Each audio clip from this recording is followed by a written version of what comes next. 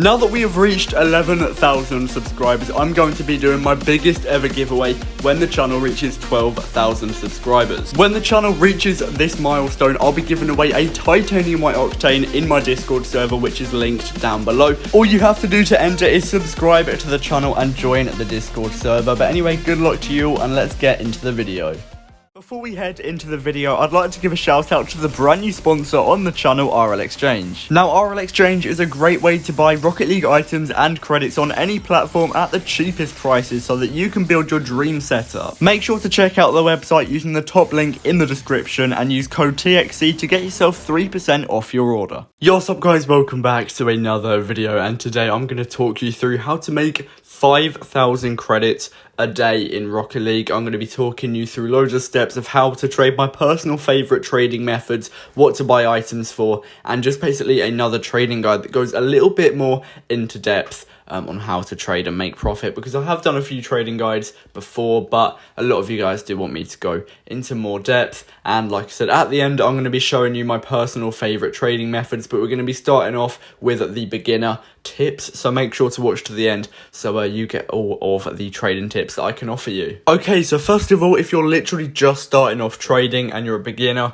and you want to get into trading, make some profit, grow your inventory, then this is the perfect video for you. And basically what you want to be doing with your inventory is looking at the items that you do have, even blueprints, any item, just list it up on some apps called RL Garage and RL Trading Post. My personal favorite app is going to be RL Garage. It is also a website. If you literally just go onto the App Store, search up RL Garage, sign up, you can just list any item that you have. They have all of the items on there. So basically you want to be listing the items that you have and then what you want for these items. So if you're literally a beginner trader and all you've got is maybe some non-crate very rares, literally blueprints, painted limiteds, list them up on RL Garage and also RL Trading Post, because the more apps you list them up on, the more people can see your items, therefore the higher chance of people getting interested in your items. So literally list them up, probably ask for credits for your items, and if you are wondering how much to sell your items for, just go on Google or any search engine, search up RL Insider, select your platform, and then search up the item that you want to know the price of. If it's painted, make sure you're looking at the right paint so you're not looking at the wrong price, and then just list it up on RL Garage or RL Trading Post. And especially if you're on Xbox, you will have access to the community post, so list up all of your items on there, preferably for minimum price. That way you're going to sell your items quicker, because if you're asking for a higher price, people aren't really going to be interested that much. They want to go for a lower price. So list it up for the minimum price, and that is going to be the lowest price that you see on RL Insider. For example, if you search up a Lime Octane on Xbox, the minimum price is going to be 1,100 credits. So you want to list your item up for that, and just take into account that your item might not sell straight away. There are items that are easier to sell than others. Also take this into account when you are buying and selling items, but I'll talk a little bit more about that later. But yeah, your item might not sell straight away. Just keep on listing it up, keep on refreshing your post, and eventually someone might be interested and then they'll buy your item, and then you can move on with the credits that you've just made from that item.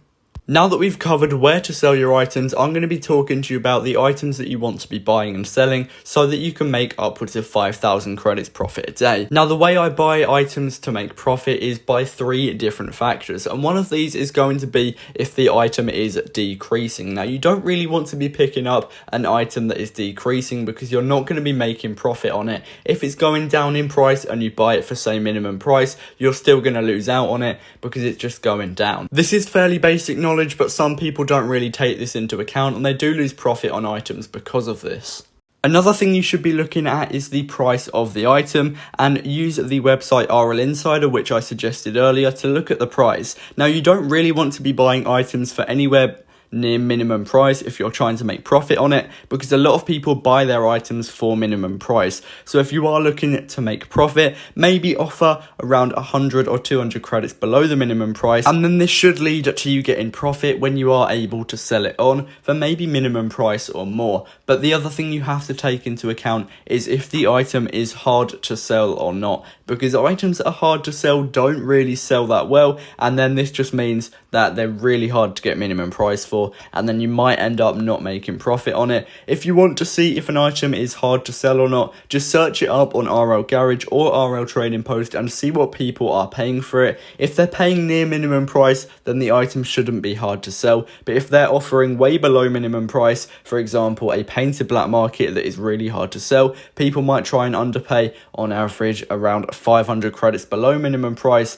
So you don't really want to be picking that up for around 100 to 200 credits on below minimum price, because people aren't offering that much for the item. I hope that makes sense. Might have been a little bit confusing. If you have any questions about this video or about trading in general, drop them down below and I'll try and get back to you. Some of the items that I like to target are painted octanes and expensive but unpainted black markets. This is important because cheaper black markets aren't really that easy to sell anymore. So even if you do pick them up for maybe 100 credits under minimum price, they're not going to be that easy to sell. Whereas a Dueling Dragons or a Dissolver, they're really easy to sell, especially on the Xbox Looking for Group posts. So if you're able to buy one maybe 100 or 200 credits below the minimum price, you can list it straight away and then maybe make, I don't know, 100 credits profit at least if you are selling it for minimum price, which really won't take that long. And the same thing for octanes, because I'm always trying to underpay maybe 150 credits. It doesn't often work out, I'm not going to lie to you, but sometimes I do pick up painted octanes and then I try and sell them for the mid value. You might even be able to buy them for minimum price to make profit. I've sold loads of octanes for mid price, so you can make 100 credits profit at a time if you're buying maybe a crimson octane for minimum price, relisting it for mid price, but you're not going to be making as much profit as if you were underpaying for the octane. Because what I usually try and do is underpay by 150 credits, sell it for mid value. That gets me around 250 credits profit every time. I do just want to mention that there are sometimes people buying random blueprints. It doesn't matter which ones that you sell, because they're going to be trading them all up anyway. But if you have a load of blueprints in your inventory, maybe look for a post that that people are buying blueprints, and you might be able to sell a whole window of 24 blueprints for upwards of 50 credits at a time. And I know that doesn't sound a lot to a bigger trader, but if you're literally just starting out trading and you've got maybe 100 blueprints, that is going to get you quite a lot of credits. So try that method, and yeah, you can build your inventory a little by just doing that. I've also made a load of profit from painted black markets that are really hard to sell. Basically, if you look at my Nothing to Something series, I often buy painted black markets such as painted shade raids, painted carbonators, just because they're so hard to sell. So when somebody comes to me and says, look, I've got this black market, it's a painted carbonator, I want maybe 1,500 credits for it, and if I look at the price and it's valued at like 1,900 credits, they're already giving me a good offer by selling it to me for 1,500 credits, but I know they're willing to sell it for under minimum price, so I give them a terrible offer, maybe 500 credits for their black market worth almost 2,000, but then they say, no, that's way too low, and then we work up to a higher price, and then I actually ended up paying 600 credits, I do believe, for a painted carbonator, reselling it for 1,500 credits. So if somebody comes to you with a painted black market, they're already selling it to you under minimum price. Just know that black market is going to be really hard to sell, so just negotiate, try and underpay as much as you can, take it, and then it will take a while to sell. Keep that in mind. It's not going to be easy to sell, but if you can sell it for around minimum price, you are getting that profit. Hopefully that makes sense. Once again, I'm waffling on a bit, but yeah, like I said, hopefully it makes sense. Now I am going to quickly talk to you about the method I use on my Nothing to Something series. Literally anytime I'm buying an item, I put up a post on the Xbox Looking for group saying have 10,000 credits, want offers, and I just get people to invite me to the game, show their offer to me. If I don't like it, I'll leave. Like if it's a really hard to sell item that I don't think is ever going to sell, like a painted limited, I'll leave.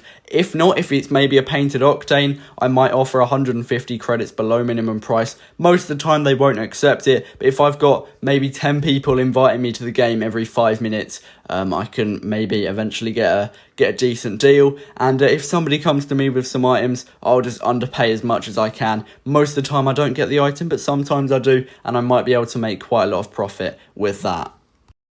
So for example, I've recently made a trade. It's actually going to be a future video. It's not out yet, But little bit of information for you. I did pick up an orange octane for 500 credits. It's valued at 600 to 700. Basically, the guy invited me to a game. He said, "Can I get 600 credits for this orange octane?" And basically, I've just said, "Can you go any lower?" Orange octane isn't that easy to sell, which is true. I'm not scamming him or anything. It is kind of hard to sell because the orange octane, it's not the expensive ones. It's not lime, it's not purple. They're sort of easy to sell, but orange it's not great. Even though it is a painted octane, it's not the easiest octane to sell. So I've just said it's not that easy to sell. Can you do 400? And then we did actually end up doing 500 credits.